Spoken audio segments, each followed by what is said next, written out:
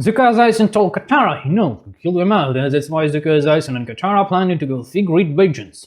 On contrast, since that vengeance doesn't solve the problem. The most effective revenge comes from someone who's already prepared to forgive someone for something. That's it. They don't feel any emotions that would interfere with their revenge. But for some reason they've decided to take revenge, and so they do, because it's safest and safe for themselves, their children, and society. And they are literally successful in this. And if they do not successful, then they were foolish or wrong in that situation, and so they don't feel sorry for that fool. So Aang ends a conversation by urging Katara to forgive the person. In action, it's not hard, but forgiveness is. And here was making a remark. Some of us think I've experienced a lot of unpleasant emotions and made the decision to forgive someone. The conflicts resolve itself. And that's a mistake. Take Katara, for example. Katara experiences heart. Heart is simply a significant from the subconscious that, for the sake of safety and source of danger, such be destroyed.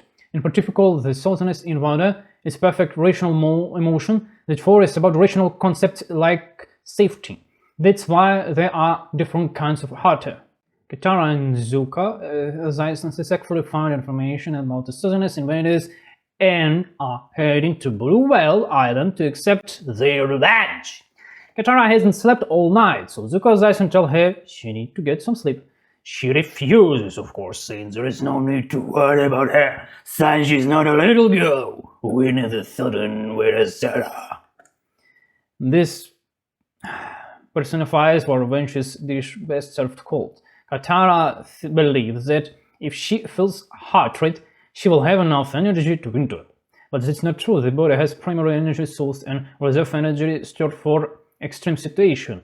And while you are exhausted, you are depleting the reserve, which is very slowly restored. So you understand, one sleepless night requires a week of normal sleep nights. This is noticeable in people over 40-45. It's less noticeable in younger from 15 to 30. But it doesn't mean the effect is absent. It's just that offsets the issue. Katara and Zuko Aizen find the old leader of the Southerners invaders, and Katara doesn't kill him, but forgives Zuko in return. Also, many people misunderstand the concept of forgiveness. You can forgive someone when you have the opportunity to take revenge, but for some reason you don't do it, not because of weakness, but because of your own decision. And this old man ultimately tried to sell his mother to be slaughtered. It's not surprising, those who love this bloody cartoon the most of all will say, I get a hard on when a dead soul's mother received a funeral notice. There is such fatalists because they have been so shitty then they have nothing to lose. It's like an alcoholic who's ready to screw anyone, not because he's strong, but because he's drunk, and what did this stupid do to this drunkenness? And such people love torture and abominations because it's the most primitive boost to animalistic self-esteem. If I can torture someone, it means I'm strong. I'm walking down the street and see a hedgehog. I can stab him with a knife, which means I'm tall, but why I should stab a hedgehog? Such a person will do that because he's being bullied, so he vents his anger through abominations. I don't justify such persons. On the contrary, treatment technologies have advanced to the point where any psychological issues can be addressed rather than having a torture and jobs or cutting off cat's paws.